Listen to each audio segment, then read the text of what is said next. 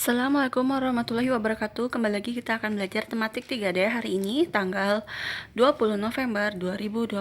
Kita akan masuk pada subtema 4 dengan judul kewajiban dan hakku sebagai warga negara. Silahkan dipersiapkan bukunya, buka halaman 81 sampai 94, pembelajaran 1, 2 dan 3. Pada subtema 4 di sini di buku kalian, warga negara adalah orang yang tinggal di sebuah negara. Setiap warga negara memiliki kewajiban dan hak sesuai peran masing-masing. Misalnya, semua warga berhak mendapatkan fasilitas pendidikan, kesehatan, dan transportasi. Namun, sebagai warga negara juga wajib menjaga dan merawat fasilitas tersebut dengan baik. Oke, di pembelajaran 1, di sini tujuan pembelajarannya adalah mengidentifikasi ungkapan yang menyatakan masalah dan penyelesaiannya. Nah, kita mengulang kembali ya, bagaimana kita mencari masalah dalam sebuah bacaan dan cara penyelesaiannya. Di sini di buku kalian halaman 82. Salah satu hal yang digemari Nina adalah menulis. Nina sering menulis surat untuk sahabat penanya yang bernama Rini. Rini tinggal jauh dari kota. Suatu hari Nina mendapat surat dari Rini. Rini bercerita bahwa sudah seminggu ini ia belajar di luar kelas. Gedung sekolah Rini rusak karena bencana gempa. Sebagian ruang kelas masih dapat digunakan, namun ruang kelas Rini tidak dapat digunakan. Meskipun demikian, Rini dan teman-temannya tetap semangat untuk belajar. Nina merasa sedih membaca cerita Rini. Nina ingin membantu Rini. Nina pun mengajak teman-teman untuk mengumpulkan bantuan. Nina juga ingin mengumpulkan sumbangan dari warga dan juga dari orang tua siswa. Ibu guru sangat mendukung ide Nina. Nah, di bagian diskusi, ayo berdiskusi menurut kalian, apakah pada cerita di atas terdapat masalah? Iya. Garis bawahilah masalah dan kalimat menunjukkan penyelesaian masalah yang terdapat pada teks. Di mana ada masalahnya? Di sini ya. Gedung sekolah Rini rusak karena bencana gempa. Itu ya permasalahannya. Jadi Rini dan teman-temannya belajar di ruang kelas. Terus cara penyelesaian masalahnya gimana? Jadi Nina itu ingin membantu Rini dengan mengajak teman-teman mengumpulkan bantuan dan meminta sumbangan dari warga serta orang tua siswa juga. Nah, gitu ya. Jadi kita tahu bagaimana cara mengidentifikasi masalah dan Oke, sekarang kita lanjutkan di halaman 83. Di sini tujuan pembelajarannya adalah membuat karya dengan teknik melipat. Nah, di sini untuk mengirim surat Nina itu menggunakan amplop yang ia buat sendiri. Nah, ia membuatnya dari kertas motif atau kertas warna-warni. Nina sedang berkreasi membuat berbagai amplop. Salah satunya adalah seperti pada gambar di bawah ini. Coba kalian lihat. Di situ ada proses pembuatan amplop dengan berbagai motif dan bentuk. Di sini bisa kita gunakan majalah bekas, kertas kado ataupun kertas origami dan kertas lainnya. Di situ siapkan juga lem, gunting dan sebagainya. Nah, kalian nanti bisa dicoba di rumah, ikuti itu ya.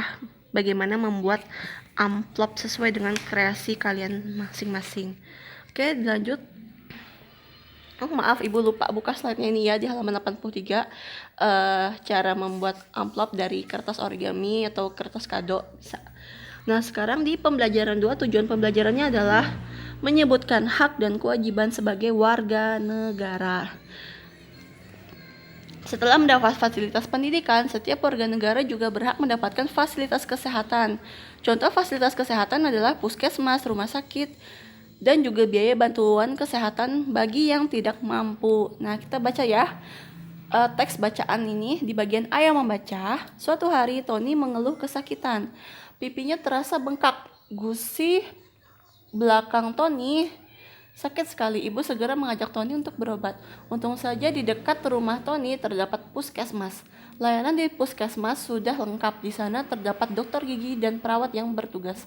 Saat diperiksa ternyata gigi Tony ada yang berlubang. Infeksi juga menyebabkan gusi Tony menjadi bengkak.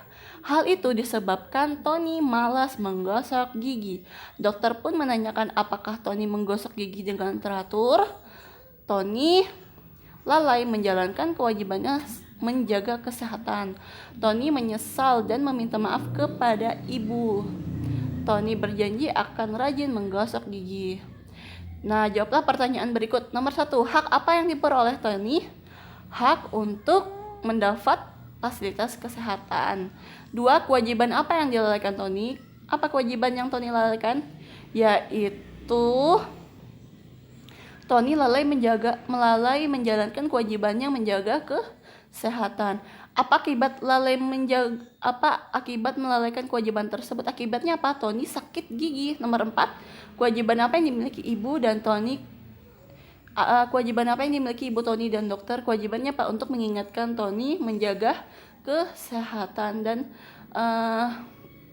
itu aja. Nomor 5, apakah ibu dan dokter telah melaksanakan kewajibannya? Sudah ya. Ibu kan merawat anak kan dibawanya nih ke puskesmas. Kalau dokter kan udah menjalankan kewajibannya untuk melayani masyarakat yang sedang sakit itu ya. Lanjut.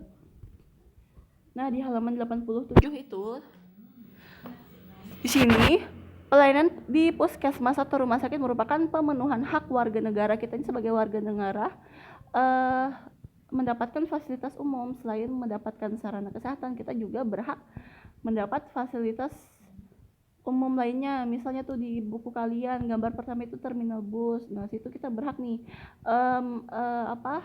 berada di sana dan mendapatkan pelayanan di sana. Terus kendaraan umum, jalan raya, semua orang bebas menggunakannya. Namun selain memperoleh hak fasilitas umum, kita juga memiliki kewajiban, yaitu menjaga dan memelihara fasilitas umum. Oke, lanjut.